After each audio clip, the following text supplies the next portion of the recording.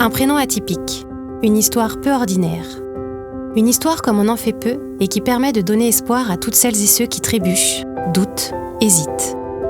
À toutes celles et ceux qui pensent que partir pour mieux rebondir, ça n'arrive que dans les films. Nous l'avions quittée sur une poutre, des barres asymétriques, impraticables, une table de saut. Jeune espoir de la gymnastique française, elle a vu une carrière qui lui tendait les bras. Pourtant, à tout juste 11 ans, lasse d'un système qui ne lui correspondait plus, elle décide de tout quitter avant même de goûter aux sélections en équipe de France. Un virage à 180 degrés qu'elle ne regrette pas, car aujourd'hui, c'est dans une toute autre discipline qu'elle excelle, le football. Léa Laetitia Morissin a commencé la gym à l'âge de 5 ans au club de Meaux, en Seine-et-Marne. Elle est rapidement repérée et a alors la possibilité d'entrer en pôle espoir, véritable sésame pour intégrer le circuit haut niveau. Mais son premier choix lui étant refusé, elle décide contre toute attente de ne pas entrer en pôle espoir et part s'entraîner à 500 km de chez elle, dans un petit club familial situé à Chenôve, près de Dijon, afin de suivre un projet qu'elle juge plus individualisé, aux côtés de Nadia Massé, ancien entraîneur national français. Léa Laetitia n'a alors que 10 ans, elle n'est qu'en première année espoir, mais elle montre déjà de très belles choses. Léa Laetitia, je l'ai eue une saison, très pétillante, un talent à l'état pur, un diamant à l'état pur. Elle avait toutes les qualités pour réussir, très coordonnée, une explosivité très très rare au niveau des membres inférieurs, des jambes, quoi. Je veux dire, elle faisait des acrobaties, elle vrillait très très très bien. Elle n'avait pas de limite physique. Des qualités physiques qui auraient pu l'emmener très loin. Et même s'il est difficile de prédire l'avenir, il y a des signes qui ne trompent pas. De manière certaine, dans les 2 ans, là, elle aurait fait les championnats d'Europe et elle aurait fait une médaille. En tout cas, elle avait tout le potentiel, en tout cas, pour faire largement une médaille au niveau international, quoi. Finalement, malgré des premiers bons résultats en compétition et une année particulièrement enrichissante, aussi bien gymniquement qu'humainement, elle décide de tout arrêter. J'ai arrêté la gym tout simplement parce que ma famille me manquait et la gym, ça me plaisait plus trop. J'avais plus cette envie de continuer. Mais derrière ce discours de façade se cache en réalité une situation bien plus complexe. Lasse d'un système fédéral qui ne prenait pas le temps de l'écouter et de la comprendre, elle a fini par perdre ce plaisir qui l'animait à force de ne pas être maître de ses choix.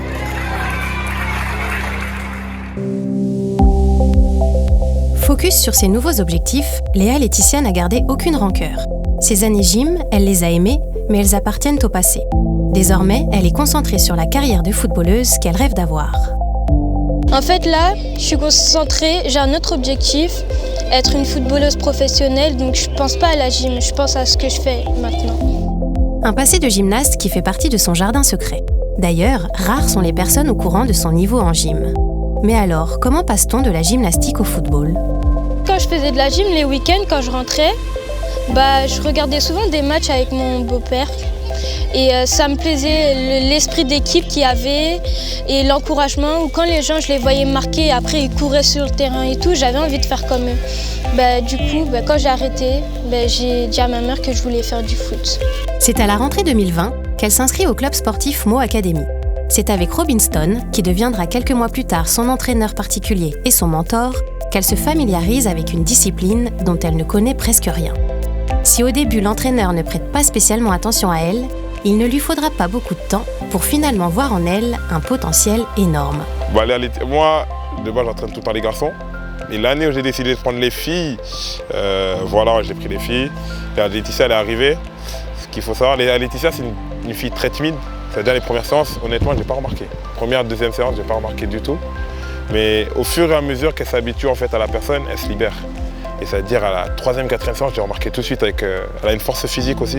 Directement, j'ai remarqué, je me dis, c'est qui cette petite là qui court, tout ça, qui va à la charge et tout, parce qu'elle est aussi à l'écoute. Et ce qui me choquait, c'est que je suis très exigeant par rapport à plein de détails.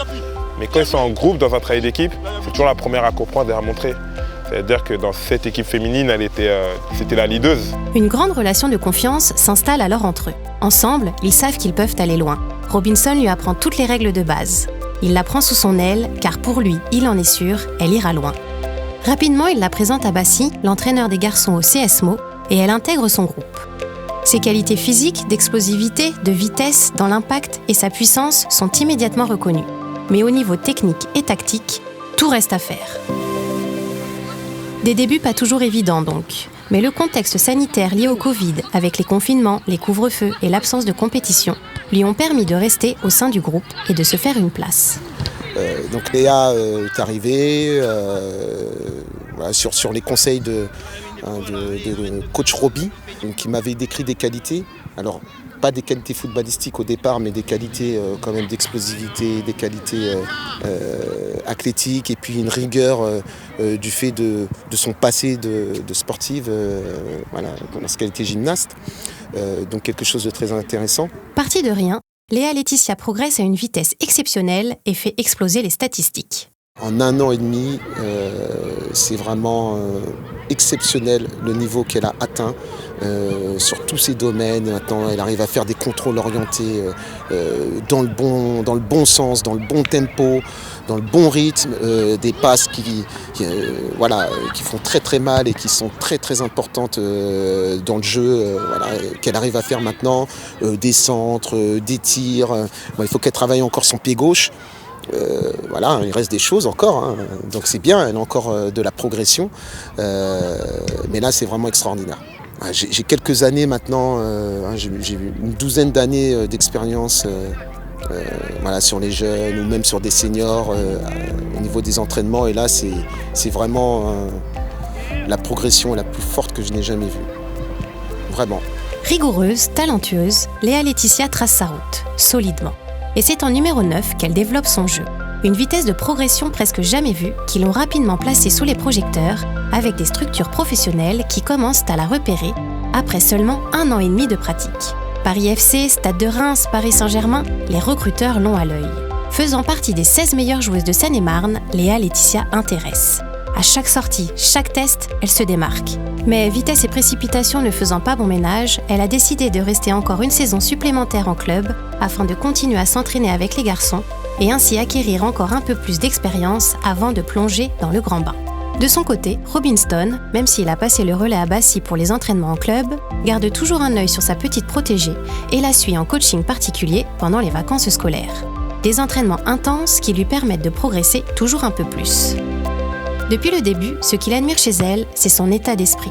Malgré une grande timidité, surtout au début quand elle ne connaît pas la personne, elle est là, toujours, tout le temps.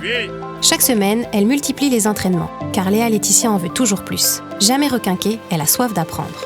Le travail chez Léa, c'est quelque chose de naturel. Elle sait, elle travaille, elle met beaucoup de rigueur, beaucoup d'intensité, beaucoup d'application, très concentrée. Elle sait que c'est la clé de la réussite, les répétitions, vraiment essayer, je n'y arrive pas, mais je recommence jusqu'à pouvoir atteindre mon objectif. Donc elle a cette mentalité-là, et c'est pour ça qu'elle soulève des montagnes, et que c'est fabuleux. Telle une passionnée, son quotidien de collégienne est également imprégné foot. Car en plus de ses entraînements en club, elle est inscrite en classe foot. C'est son professeur de PS, Anthony Loton, qui l'a orientée vers ce nouveau projet périscolaire après avoir détecté en elle un énorme potentiel lors d'un cours de PS. Alors Laetitia faisait partie d'une classe de 5e 3 de Cham, classe spécialité musique.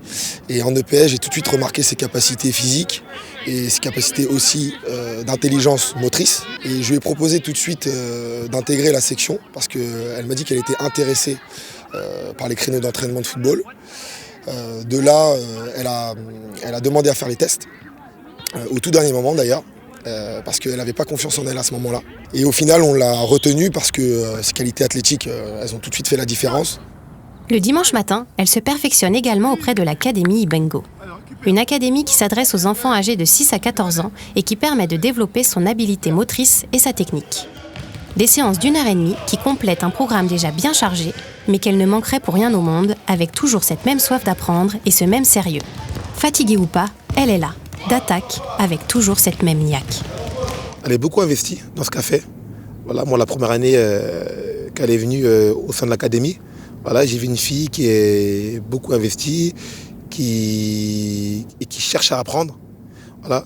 Et je l'ai appris après, qu'elle faisait de la gym. Mais avant, j'avais capté qu'elle était quand même c'est une fille autodidacte. C'est-à-dire elle apprend les choses très vite. Et elle a une soif d'apprendre. Je pense que c'est sa qualité. Et mais elle est quand même réservée. Voilà, c'est une fille très réservée. C'est une fille qui est toujours dans son coin. Mais dès qu'on doit la mettre en situation, voilà, elle est là. On la montre qu'elle est présente, elle est très à l'écoute. Et c'est une fille très intéressante. Et elle a une marge de progression qui est énorme. Devenir footballeuse professionnelle, voilà ce qui l'anime au quotidien. Mais elle sait que la route est encore longue. Alors elle s'entraîne, beaucoup, sans relâche. Sur le terrain, elle est sûre d'elle et va au contact. Les duels ne lui font pas peur. Et puis Léa Laetitia a cette grande capacité d'écoute qui lui permet d'être là où elle est aujourd'hui. Les conseils, elle les applique, sans jamais rechigner ni traîner des pieds. Le tout avec discipline. Et si elle n'y arrive pas, elle travaille encore et encore, persévère jusqu'à maîtriser le geste, le placement, la technique demandée. Car elle sait que c'est ce qui pourra l'amener loin. Des semaines chargées donc pour l'ancienne gymnaste. Une endurance à la charge de travail qui ne lui font pas peur. Au contraire, une habitude qu'elle tient de ses années gym. Et si elle le pouvait, elle s'entraînerait encore plus. Pour que je progresse, faut que je m'entraîne. Du coup, même quand j'ai pas d'entraînement, des fois je m'entraîne chez moi. Et entre la gym et le foot, je trouve qu'il y a une grande différence parce que le foot, c'est tu cours beaucoup. Tout le temps tu cours. Alors que la gym, tu as des temps de pause. Tu peux t'arrêter. Mais là, c'est vrai que c'est un peu plus dur parce que tu cours sans arrêt. Mais franchement, je tiens le coup. Nouvelle discipline, nouvel effort, nouvel environnement. Une fois la barrière de la timidité passée, Léa Laetitia est prête à décrocher la lune. Alors elle continue son chemin avec un rêve en tête, signé au PSG, à Manchester City ou au Real Madrid.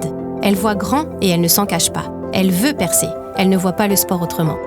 J'ai fait beaucoup de sports de haut niveau et pour moi, si je perce pas dans un sport, je sais pas ce que je vais faire.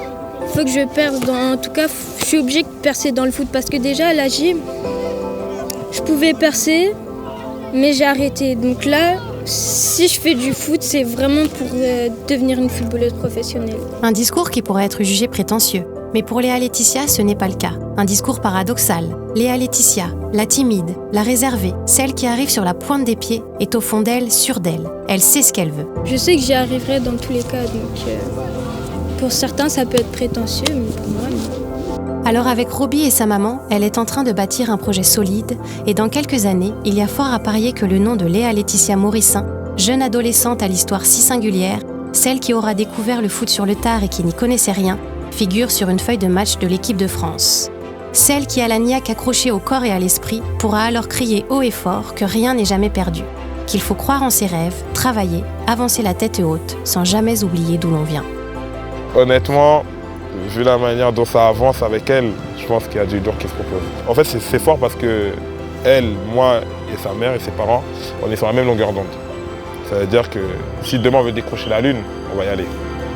Donc ça veut dire que honnêtement, Planète Foot, la Planète Foot va avoir une vraie joueuse.